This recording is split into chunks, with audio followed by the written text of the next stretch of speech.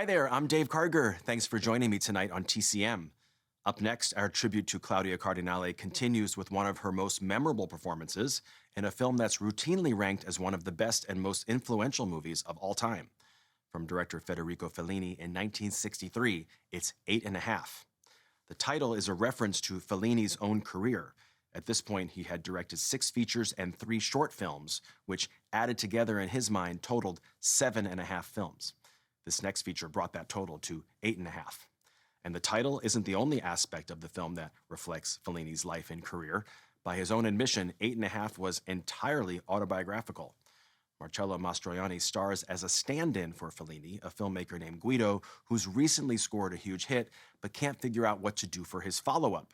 He struggles with writer's block, and in order to work through it, he delves deep into his memories and fantasies, most of which involve the various women in his life. One of those women is a mysterious beauty who embodies everything Guido idealizes, and she's played by Claudia Cardinale.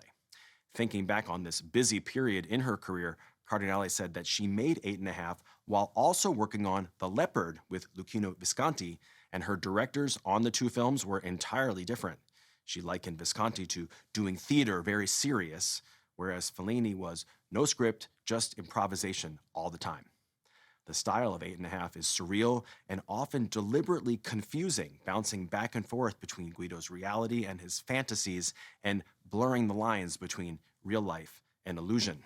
Some moviegoers at the time found it hard to follow, especially after Fellini's 2 more conventional recent hits, Nights of Cabiria and La Dolce Vita. But many recognized it as a masterpiece right away, and it went on to earn 5 Oscar nominations, including 2 for Fellini, for Best Director and Best Screenplay. It won in 2 other categories for Best Costume Design and Best Foreign Language Film. From 1963, also with Anouk Aimée, here is 8½.